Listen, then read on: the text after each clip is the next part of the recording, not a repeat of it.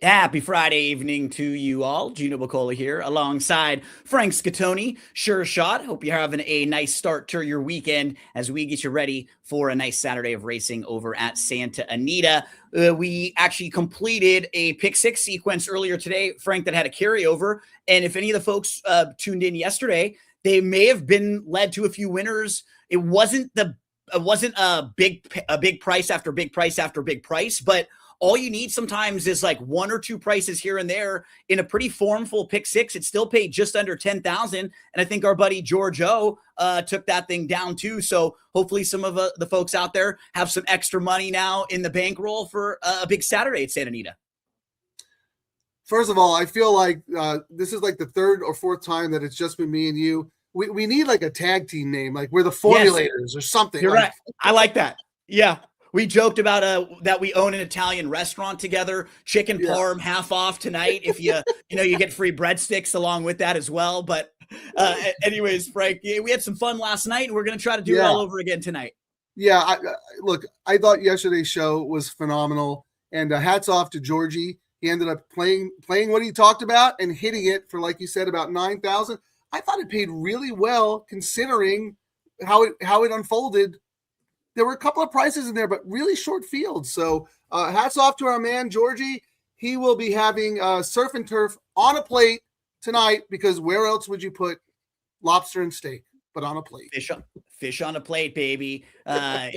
Inside joke there from our show last night. A big hello to some of the folks that are watching us over on the America's Best Racing channels and on the Santa Anita social media channels. If you want to follow along with us, you can get your daily racing form past performances out, and we're going to go through the late pick 5 sequence for Saturday, May the 9th. That sequence starts in race number 5, so we can begin things there with the Calbred fillies and mares, 3, 4, and 5-year-olds going 6 furlongs on the turf.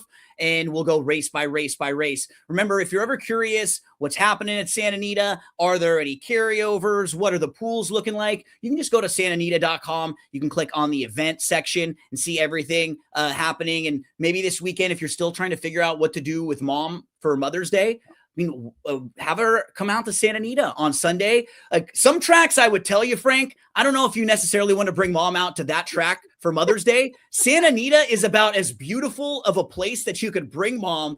Incredible weather coming up this weekend. Have a nice little brunch there with mom, and then maybe go out to dinner somewhere after. That could be a nice little Sunday. It is absolutely the best place you could spend. I have a good friend many, many years ago, just completely out of the blue, had never been to Santa Anita. It was his mom's favorite track. And he just randomly reached out to Tom Quigley on X and said, "Hey, I'm coming out to Santa Anita. Can you any recommendations?" He brought his mom out, Quigley, VIP service in the Logan room.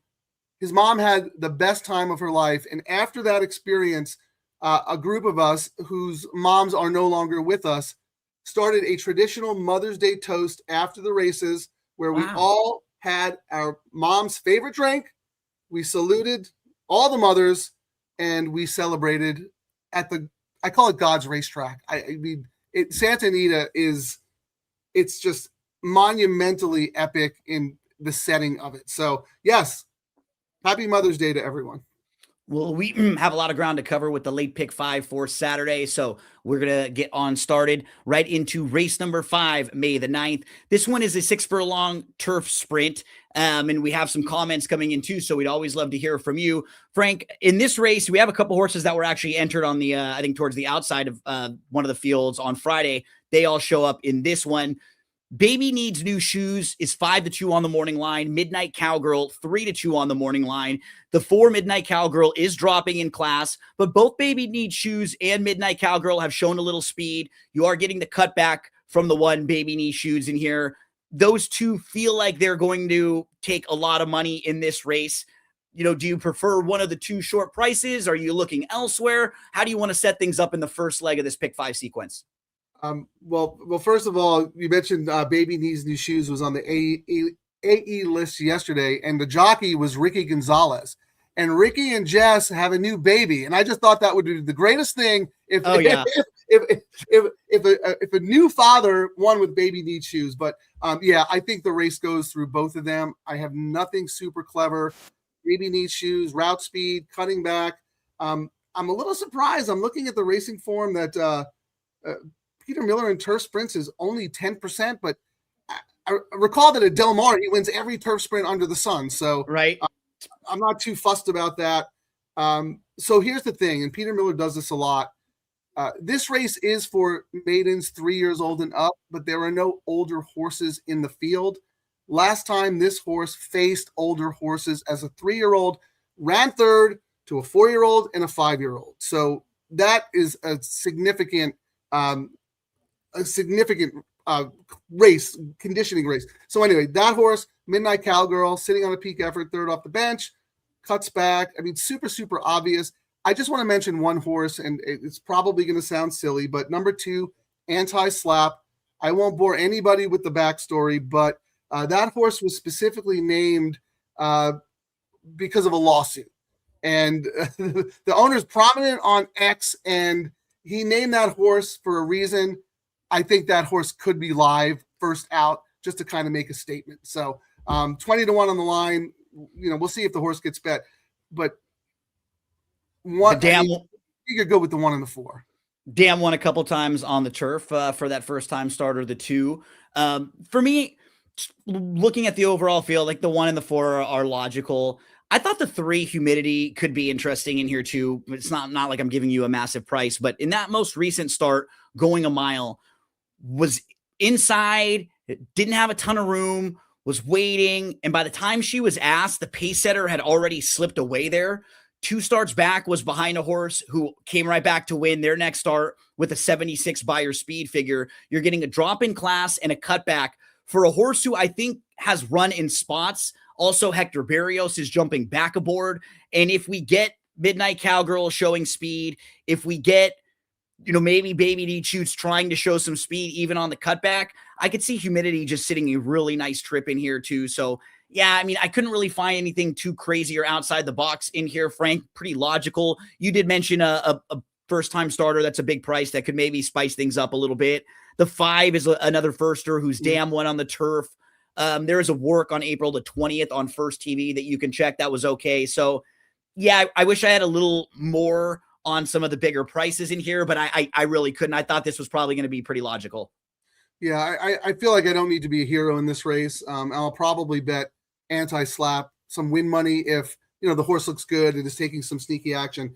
But I think we get out with the 1 and the 4, and if we don't, we come back and play the low takeout wagers, the late pick 3 and the late double. We got pick 4, pick 3, That's and then right. the double coming right in a row. Shout out to Dean. Hollywood Park used to always have that big Mother's Day event. When you think about this time of the year now, this is when the racing usually was at Hollywood Park from now, until it was around Del Mar time. So, and then always Texas Terry saying hello. And I know Texas Terry and Frank were laughing about the fish on the plate last night. So Frank, let's turn the page from race 5 to race 6. Keep in mind that 5th race is also part of the coast to coast pick 5 for Saturday. Don't forget about those wagers.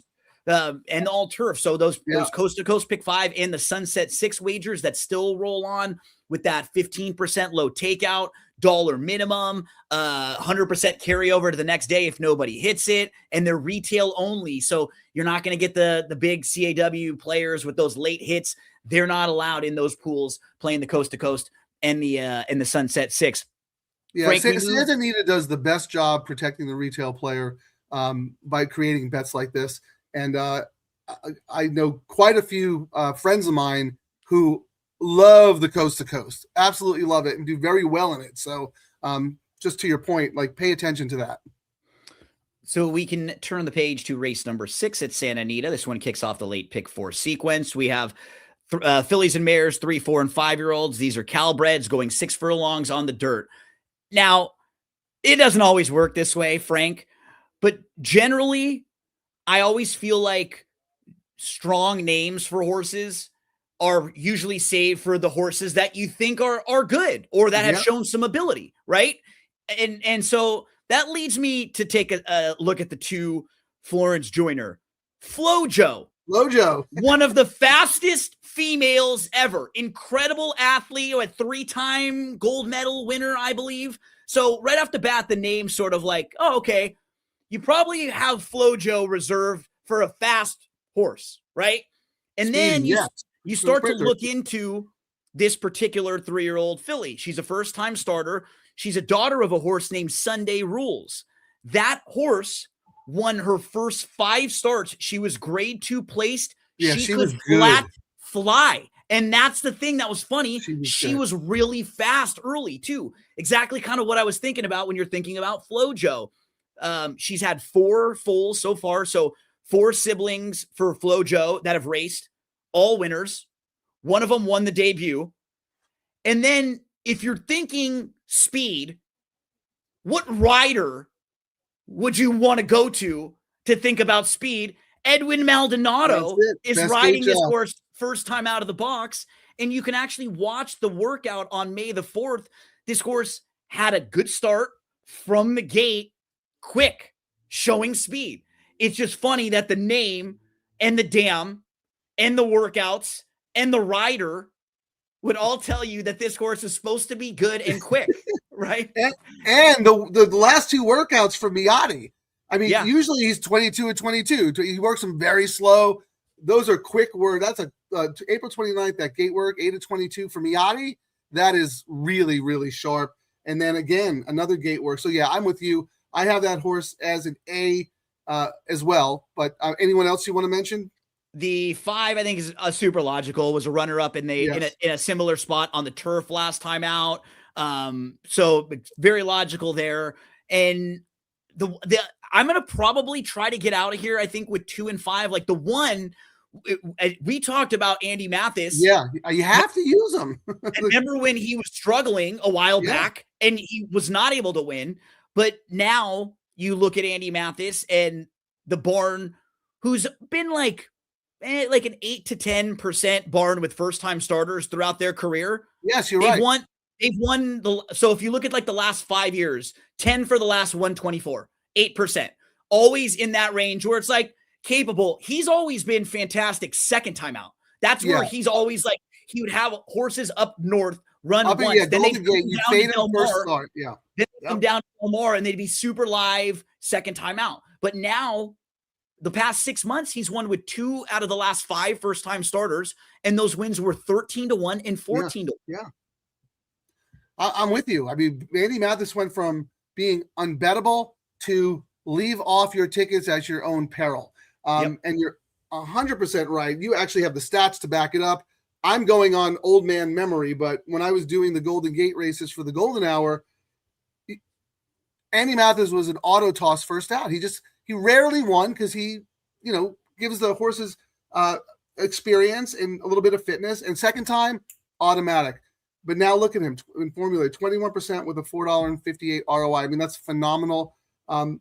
It's a function of your stock, right? Maybe he started with the new bloodstock agent who is getting more precocious horses for him or whatever, but you can't leave him off. It's hard here because I'm going to mention 2 other horses. If you can afford to use them, great. If you can't, you're going to have to make some tough decisions. But talking about really, really strong names, Krista McAuliffe, legendary, a woman in space. So honor her memory, but this horse is super obvious, right? And this is another Miotti horse, turf to dirt. That's the move for him. This horse always fires. That being said, and I think Jaramillo is a huge. Not that Frezu or Maldonado are bad at all, but Jaramillo is he's locked in, right? So that's a positive jaw change for me. But my top pick in here, and I'm a little bummed that the horse is so short on the morning line, but that's number 6, very smart. I talk about older horses, especially fillies and mares. I will always give them extra credit this time of year because they're just more mature. And if you look at this horse's debut, forget about it. The only thing you need to look at is that a John Sheriff's, may he rest in peace, a John Sheriff's firster in a 12-horse field went off at 3-1. Yeah. Talk about patience. He gives them 2-3 races before they pop. So this horse has ability. There's no doubt in my mind. Urton is really good with his new shooters, good off the layoff. And after all this time, after a bad debut race, granted trouble and all that stuff, but Frezu bothers to ride back, right? Frezu probably could have ridden the 5. he waits a year and he's like, I want to ride this horse back. So Very Smart is my top pick in the race. Never in Doubt, Flojo, and Krista McAuliffe, my secondary contenders, but I think they all have shots. It's going to be an exciting race, actually. I'm looking forward to it. For me, I'll keep an eye on Very Smart when she flips to the turf. I wonder if that's too why she got bet. But and again, this is a small field where it might not matter, right? She may be just good enough and like have a good enough pedigree to beat 4 or 5 other horses in here that show up. But when you think the 10 combined wins for her siblings, the shortest distance win of those 10 was 7.5 furlongs on the turf. It's all long turf. And maybe she's good. Maybe she's good enough to do that. But I'm definitely going to be keeping an eye on her, because if she runs well at all here and then they go long on the grass next time out, boom, like that's probably where her future is. You know what? That is a great point. And the more I look at it now, look at the owner, CRK Stable. They buy horses who route. They're long body. They have to fill into their frame. And you're right. This horse's future is probably 2 turns. And this now that you talk about it, it's like, yeah, it's probably a prep race for next time. But I still have to use the horse based on everything I said. But that is a really good point. I love CRK Stable horses. They always look beautiful. They're like stamina. So anyway, that is a really good point, and the ownership backs that up, actually. So I guess we'll find out tomorrow. We will see what Krista McAuliffe and Flojo have to offer in this one. So They're probably going to be top horses. I like the 2. I'm going to go 2, probably the Miotti, the 2-5, and absolutely having the 1 in there some way, shape, or form. I think the 4, like, if I wouldn't be shocked if that horse showed some improvement at all, but that horse cleared, kind of got the run that you would want, got headed at the top of the lane, and didn't really battle back much. So I'm looking for the first time starters, and I think Krista McAuliffe, is the best of the ones that run. I mean, if Flojo is 7-2 or above, I think that's probably fair value in this race, and maybe a horse I'll even bet a little bit to win on there. So nice. Okay.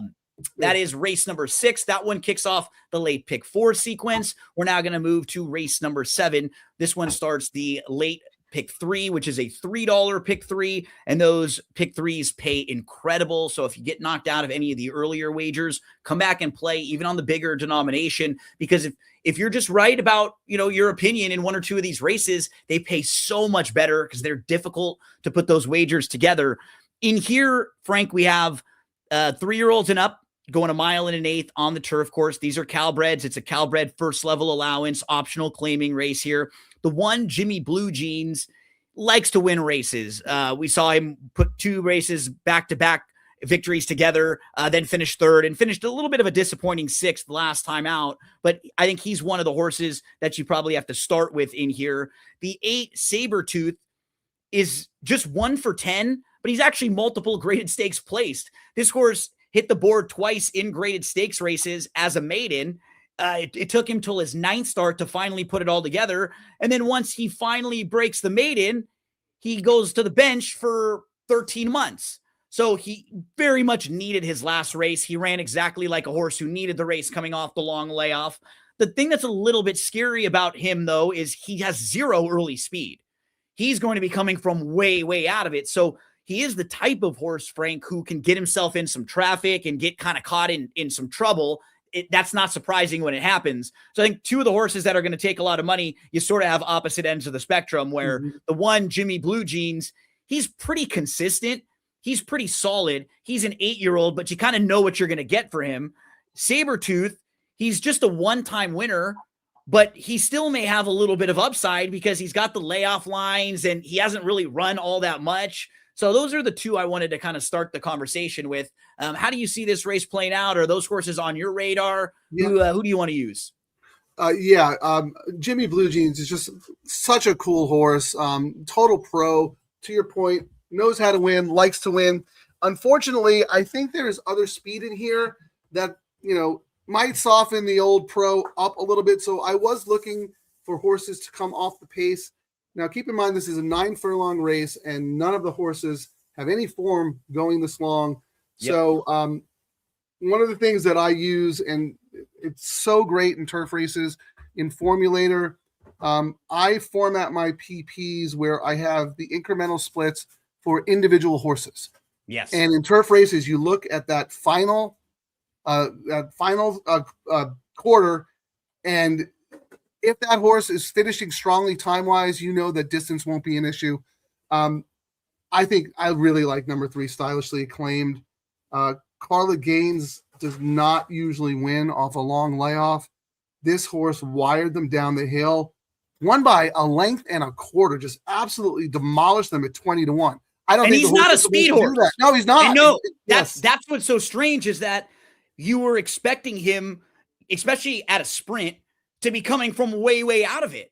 And then he just broke really well and they went on with it. And those fractions aren't very fast for down the hill. Like 22, 45, like that's not that fast. He sort of caught a flyer. It was a great ride by Jaramillo, right? That's exactly the kind of thing you do when you're just seeing the ball well, right? You get horses like this to show speed. But Frank, I think you and I are both hoping for the trip much more like when he broke his maiden, right? That kind of trip where he from sat the 10 hole. Absolutely. Right? Yeah, that's what I see. And look, I'm going to just toss the last race. This horse ran so good off a year-plus layoff, bounced to the moon. Like, I just pretend that race never happened. And it doesn't really say it very much in there. So he's inside. He got one of those awful shuffles all the way back where he just kept getting back, and all of a sudden just had zero chance. Just the rail was not his friend that day. Just not at all. Nope. And I love that because of that bad race. We're getting 5 on the morning line is 5-1, was 3-1 last time. So I think there's some value there. I think Sabretooth is going to run a very big race, and I think the race sets up for the horse. But my main note on this horse is what makes this horse 9-5 in here? This is, I just thought that was really short, and I would never take that price on the win end. But I do think that horse is going to run big today. And then I'll just mention one other horse. So those are my 2 A's, the 3 and the 8. But I'm really about the 3. Yeah. That's my separator horse. I have to mention the 5 Speed of Elon because that horse has come up several times on the show, and we've liked the horse several times because he has shown a nice little late kick. I don't know if he's fast enough at this point in his career to beat some of the others, but I expect that horse to run really, really well. Again, I talk about the come home times. I think the blinkers on, will definitely help this horse. And I don't think distance will be an issue, but that's more of a secondary contender for me. But I really like Stylishly Acclaimed. But there are other horses in here who have a shot, which is why I didn't think Sabretooth deserved to be 9-5. Stylishly Acclaimed is my top selection along with you, Frank. Nice. And I respect Jimmy Blue Jeans. And I do agree with you that I think most versions of this race, there's probably a pretty fair amount of speed because you'll have Jimmy Blue Jeans there. You'll have Zagreus showing speed. You'll have Creative showing speed. Yeah. I think at least the 3 of them. What I do sometimes too in like multis, if you're looking and this is a race where you're already going to be using a few different horses. I kind of think about, versions of the race and how it sets up. Sometimes the fastest horse is the one you want when there's a couple other fast horses, because those horses start chasing and the pace battle doesn't really ever happen, but the other horses just get outrun. I'm going to throw the 4 Zagreus in on a couple tickets because this horse is quick. Like last time out, put a line right through it. Never got a shot, step slow, just never got involved. Look at this horse's form in all of the races before that April 4th race. He was always on the lead. Yeah. Look at the race in September 2025. He went 21.71 going a mile on the front end. And he actually ran really well that day. He had like 3 or 4 races in a row that were not that bad. And I think he now is going to go 3rd start off the bench. People are going to immediately dismiss him because his figures are a little bit light when you compare them to the rest of this group. He may have a length or 2 on this field. And I would love to have him turning for home on a ticket if he's out front with Edmund Maldonado aboard. So he's like my 3rd or 4th horse in the race, but man, I can see a version of this race where he's the one that's the fastest. He gets loose. Everybody else is kind of scrubbing in here. So I want to at least have him in the mix some way, shape, or form in that 3 or 4 spots. But I am with you. 3 and the 8 were my 2. I did not think the 8 should be that short. Right. I do still think the horse is going to run well. Yeah. Jimmy Blue Jeans also makes a lot of sense. Anyone else? I will say this. Oh, I'm sorry. Go ahead. I didn't mean to cut you off. You mentioned Speed of Elon, but go ahead. Yeah, I think Speed of Elon is probably more of a win bet. I don't necessarily need the horse on my pick 5 ticket because I really do like Stylishly Acclaimed.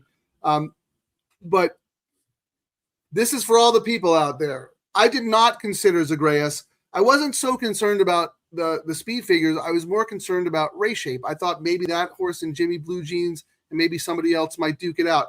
But I'm telling everyone out there, Gino is the giant slayer. Every show he gives out a horse at a big price that pops. You had the one yesterday that was 12-1 and won. So I'm just saying that, and it's usually a horse that I haven't really considered. So I will now consider Zagreus, thanks to you. One to maybe toss into some of those late pick 3s if you have tickets formulated different for your pick 4s and your pick 5s and maybe the pick 3. This is also the Sunset 6, those last 3 races from Santa Anita and the last 3 from Gulfstream. And then we can move to the late double, Frank, and you talk about the late double quite often. This one will start in race number 8 on Saturday, going a mile on the dirt with optional 50 first level allowance runners, 3-year-olds and up, which have never won more than one. 4 of these horses raced on March the 8th. The second place finisher was Magnify. You have the Cowboy Mike, you have Berlin Wall, and you have Voldemort. They were all in that race. So if you want to take something out of this small field, they are, all logical horses coming back you can look at. Magnify is the even money favorite on the morning line in this race. He's a horse who's finished second in back-to-back races. I mean, in 4 straight races, he hasn't really run badly in any of them. He feels like a horse that's kind of tough to trust, though, because of those layoff lines in the middle and then the runner-up efforts. So while I think in this field of 6, he's the most likely winner, his lone win basically came on the lead. His last 2 were fine, but it might be a little challenging in here with Cowboy Mike wanting to go forward. Voldemort, he's the real wild card in the race, right? Because I don't know what to do with him, Frank. Yeah. He was so bad last time out. The tote will tell on that horse, but unfortunately it'd be too late for the pick 5. But I mean, we got to watch and see if that horse takes Baffert money, the horse is live. But his works were like okay. Yeah, there was nothing. They had him acting as a target in one of the workouts for Imagination. Then the last time he was working with another mate, he was inside, he was on even terms. He's gotten bet. And if he runs something like his 2-back race where he's second behind Clooney, it's a really good effort. That probably wins this race or puts him very close to winning this race. But he's going to be inside. Yeah. And right next door is Coach Cronin. I think this is probably a little tougher than what Coach Cronin's been facing. I think he's kind of been picking on horses that are not as sharp, and he's been in good form. So I do wonder, just looking at the fractions he got last time, Frank, where he went 24, 48, and 1, just easy, kind of loping along on the lead. Is that going to be the trip he gets in here? And he's not really a horse with a lot of experience going long. So, I kind of talked out some of the contenders in here. How do you want to stack them up in this race? Yeah, I mean, if Magnify doesn't win this race, I don't think he'll ever win because this race sets up perfect for him. He can stalk, he can track, he's outside, he can get a nice clear trip. Voldemort has speed. It's a Baffert horse. Gotta go. Baffert's horses, their speed is their best asset. Horse through the rail. Gotta go. Coach Cronin's going to chase. I agree with you. While Coach Cronin is in good form, those Calbred N1Xs are not on a level of this. I thought Berlin Wall had ability in the Calbred ranks and does actually. I think this is a cool horse, but if you look at the last 2 races at this level and distance, he's exposed against open company. And Magnify has beat him pretty soundly on the square. Cowboy Mike, I know the blinkers are off, but this horse, this horse likes to be up or on the pace. Yak Teen's got 2 in here, right? So I think this one is going to help set it up for Magnify. Yep. But there is a world in which this one could just, fire big off the freshening and win. But that's not something I want to bet. Runaway Charlie, blinkers on, maybe to shake things up, kind of a desperation move, maybe 16-1 last time against Magnify in Berlin Wall. I mean, I just don't see how Magnify loses this race unless one of the others freaks. But even money that does not excite me at all. But look, third race of the form cycle. I agree with you. Those early layoff lines are very disconcerting. But the horse was with Baffert. Yak Teen got the horse. The horse won. Something went off. But I think Yak Teen's got this horse where he wants the horse to be. And those 2 races, they're pretty good. They're pretty good races. 95 buyer, that's solid. And I just think it's the time. Third race of the form cycle, perfect setup, perfect trip into the winner's circle, single. Yeah, when I'm going through this race and I'm kind of doing the process of elimination thing that you were sort of doing too, right? Like I had a really tough time getting to Runaway Charlie, who's been defeated by Magnify, Berlin Wall, and Voldemort all crushed recently. Cowboy Mike, he's 0 for the last 7. And in that stretch, the closest was 4th beaten 4. Like this is the Jaramillo test, right? Yeah. Like he's jumping on this horse. If he can pick up a horse like this, who's not in great form and get him into the winner's circle, that's when someone is really able to make the difference on a horse, right?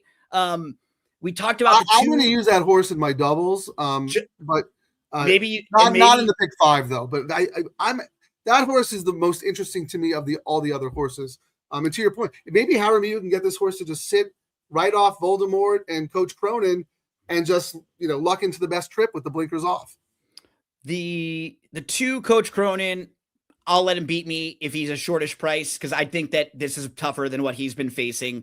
Yep. Voldemort, I go back and forth on, but I didn't love the recent workouts as well. So, I like a couple of times they were using him as a target. I caught by accident a work of Berlin Walls. Yeah. And it's like, this horse in the mornings is really good. And he's already run 10 times, right? So it's not as if like you're saying something new.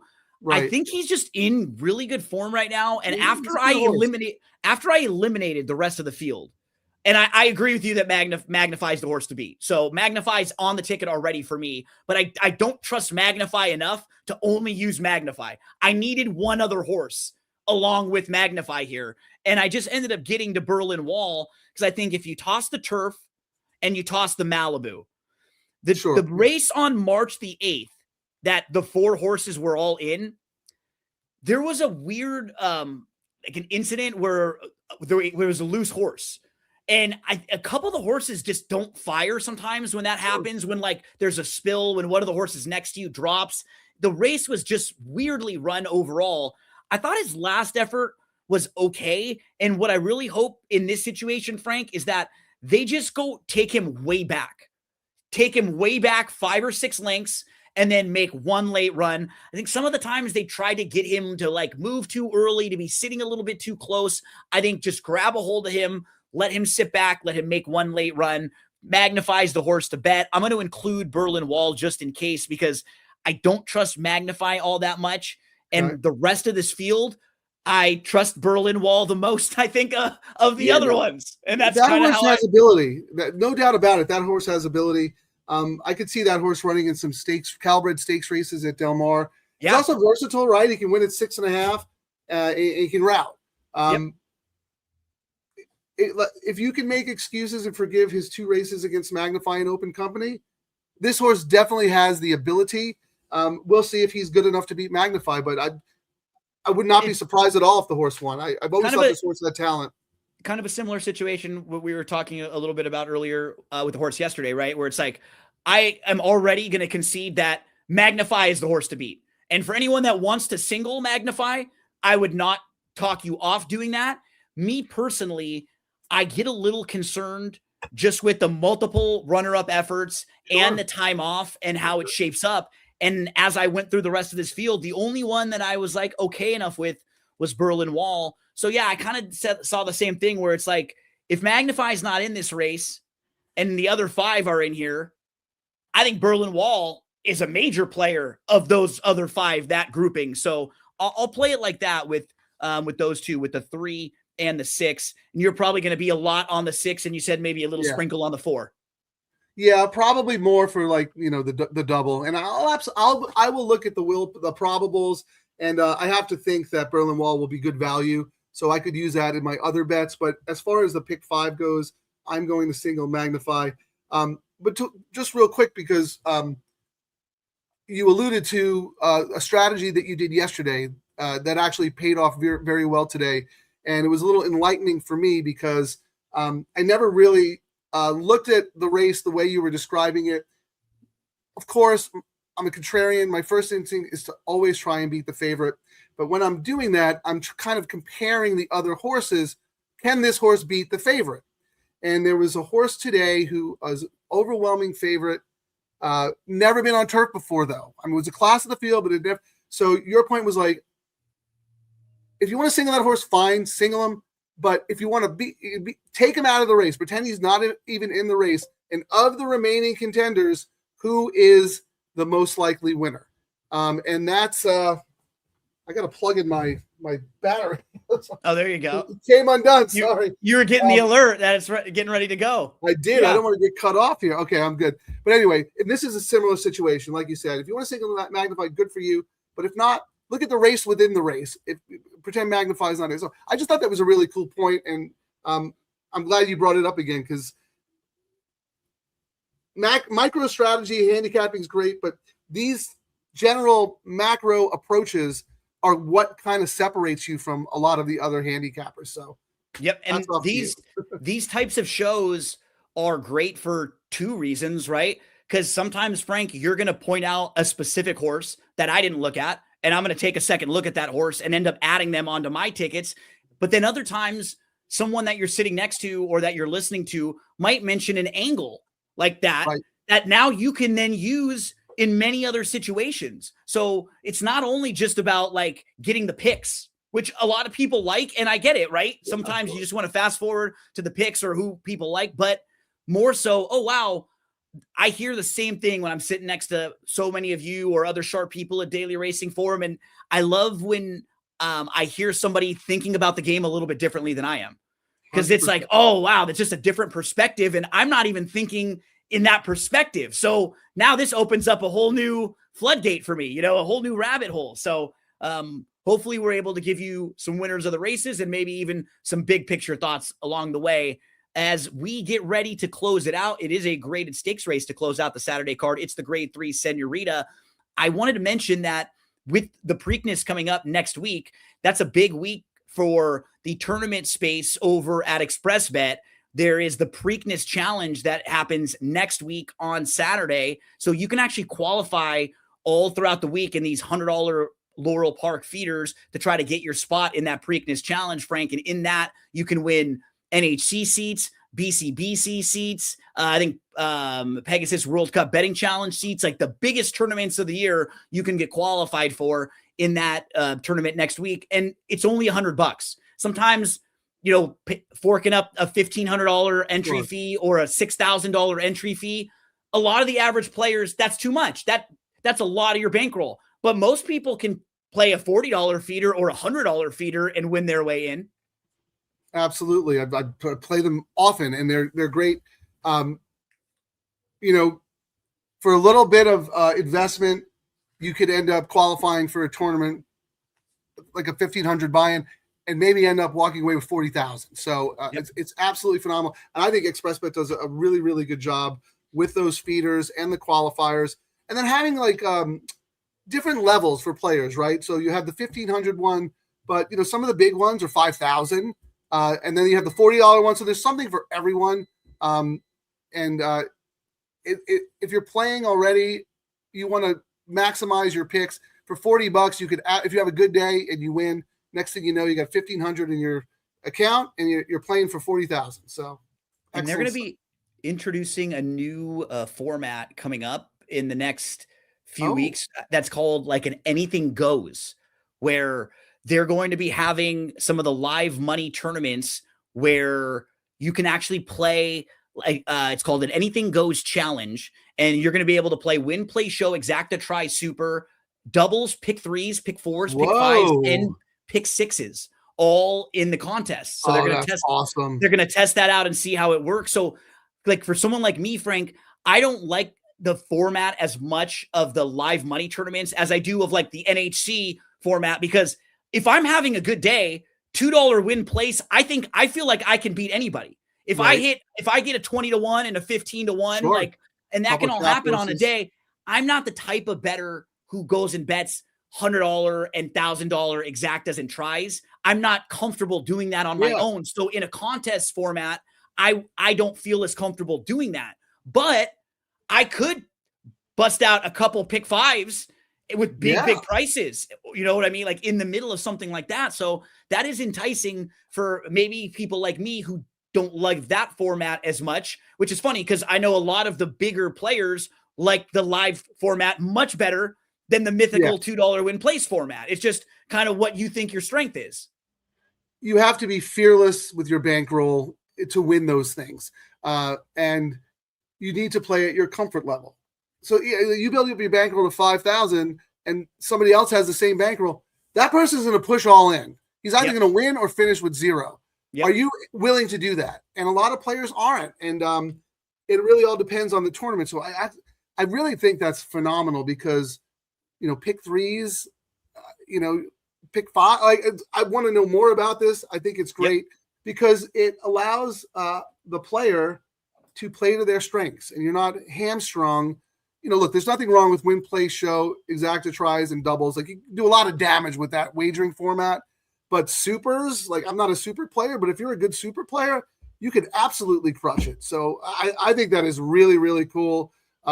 If you blast that out, please tag me on X because I want to tell everybody, because that's like right up my alley. So that's Sunday, really cool. May the 24th at ExpressBet, the $500 Santa Anita Anything Goes Challenge. Check that out. They're estimating 25,000 in the prize pool, and if we get a good response, there may be more and more of those. Okay, Frank, let's close this thing out. The grade 3 Senorita will go down the hill for these 3-year-old fillies. The 5 light one up is the horse to beat, just coming off of her win in the Sweet Life, going down the hill. And then she went over to Keeneland, and she did not run poorly when she finished 4th in the Limestone. And the 3rd place finisher, Cy Fair, who was the Breeders' Cup juvenile turf sprint winner, actually just came back and won last week at Churchill Downs in her 2nd start back of the year. So that was a strong group that light one up exits. So I can understand why anyone will go in that direction.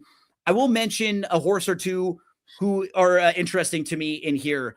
If you are a replay watcher, I imagine the 6 is going to get bet a little bit, just like off that replay. It was favored last time too. Right, she was favored last time, and this horse had a bad stumble. It's what it says in the comment line.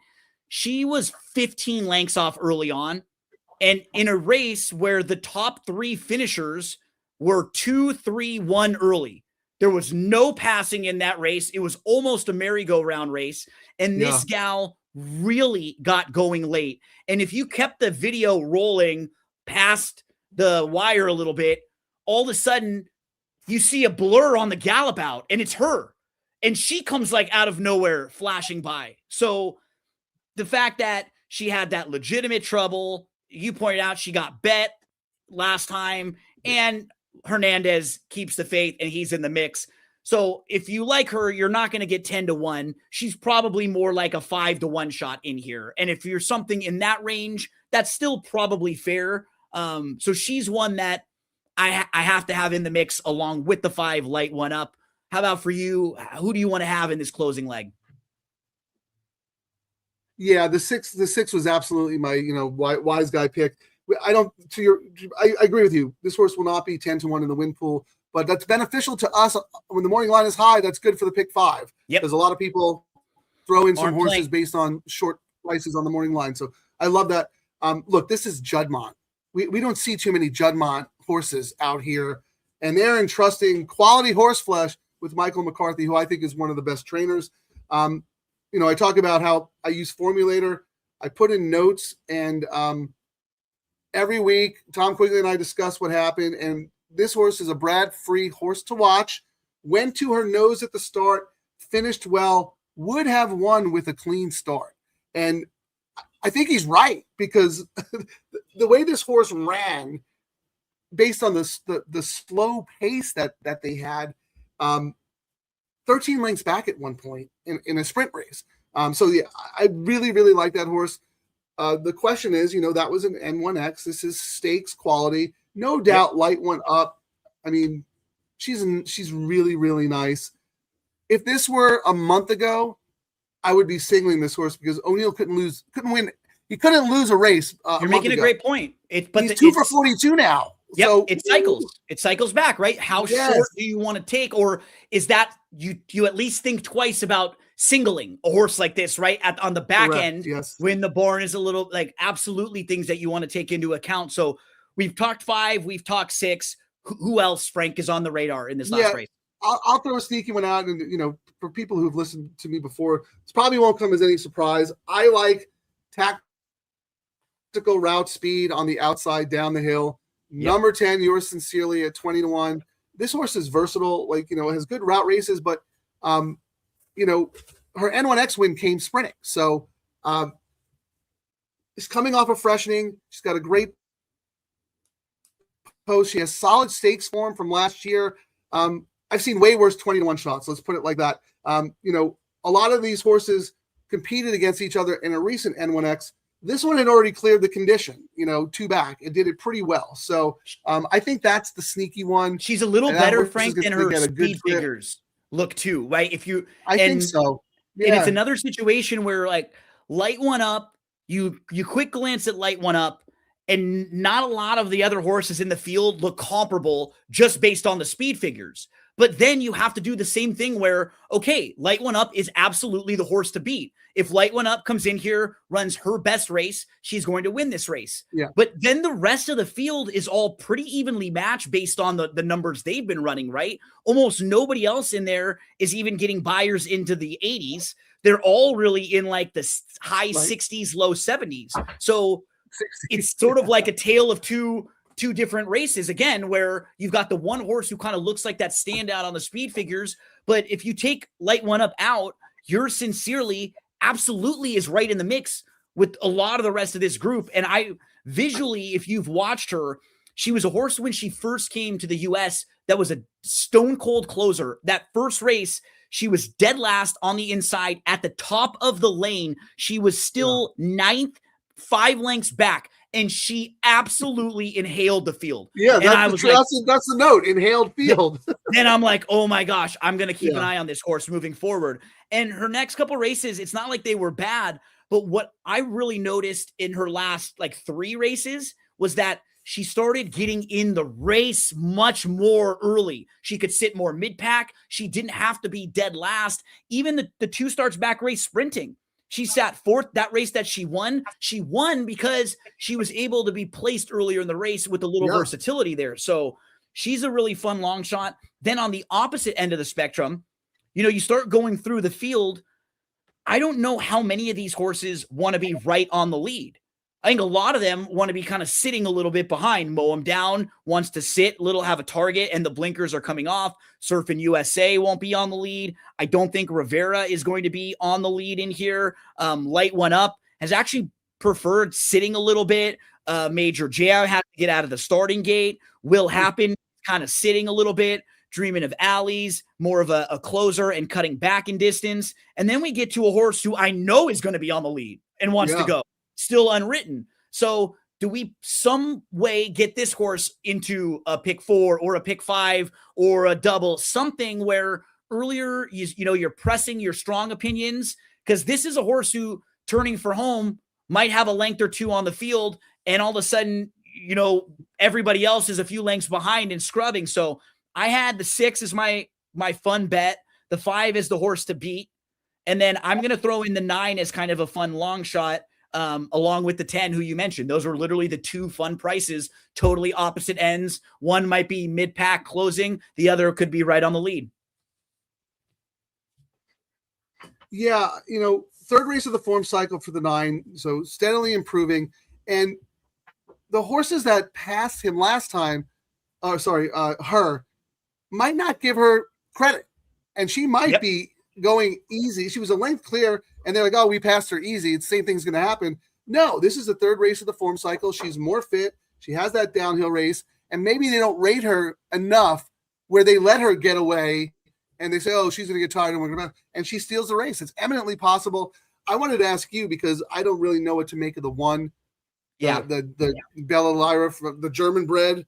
I love Mark Glatt. He does well with these imports, but she ran second twice against the boys, but the rail for a foreign horse, I don't know what to do. That's what is concerning me a little bit. Her races are fine. They weren't very flashy. She's Group 3 place, going 6 furlongs. I just had to take a wait and see approach from her. Okay. In a race where I don't know if they're going to be flying early on, what kind of trip is she going to get? Right? Is it going to set up all that well for her? So yeah, I ended up kind of hemming and hawing, and she was like in the 4th and 5th spots for me. So I thought the long shots towards the outside were a little more fun. And as we finish up, you were kind of hitting on this too. I always, if it's like the downhill turf course, if it's Charlestown or Delta Downs, which are like bullring style tracks, so they're a little bit different, they're a little unique. If it's ever even at like Kentucky Downs, which that entire track is a little bit unique, I always give horses 2 times over something before I really make my decision if they'd like it or not. And a lot of times then that second start or the second time doing it, they can be even better. I would not be shocked to see Still Unwritten improve a little bit second time down the hill. It's a little tricky. It's a little unique. Be able to ration that horse's speed a little bit better coming around the turn. So Frank, we had a fun late pick 5 preview show. Give everybody a plug out there. Where can we find more from you coming up this weekend? And where do we follow along with the Sure Shot Scatoni and the Double Trouble? Yeah, my written analysis, The Matrix, is on the Santa Anita website, where I horse by horse analyze the races in the $3 all turf and the $3 late pick 3. And then we complement that with a live wagering show to play those bets. And that is, if you go to doubletroublelive.com, you can subscribe. We're going to do a show tomorrow starting at 2:40, covering, it'll actually be the pick 5 sequence, because the first leg of the pick 5 is also the first leg of the all turf. So from the all turf all the way to the pay leg, we'll be firing away. We put, we gamble together. We have fun together. So if anyone's there at home and you don't want to bet alone, come bet with us. Come and hang out with them tomorrow. Chappie, hope Chappie feeling a little bit better. Skippy and Giorgio will be back with us again next week. And great job, Giorgio, on the handicapping and wagering on Friday. So for Frank, I'm Gino. A big thank you again to everyone for hanging out. Make sure to get involved tomorrow in the late pick 5, the late pick 4, the $3 pick 3, the late daily double. Get your win wagers in. Coast to coast, Sunset 6. Don't forget about all of those. Plenty of things. And next weekend will be the Preakness. So have a great weekend, everyone, and we'll see you again next Friday.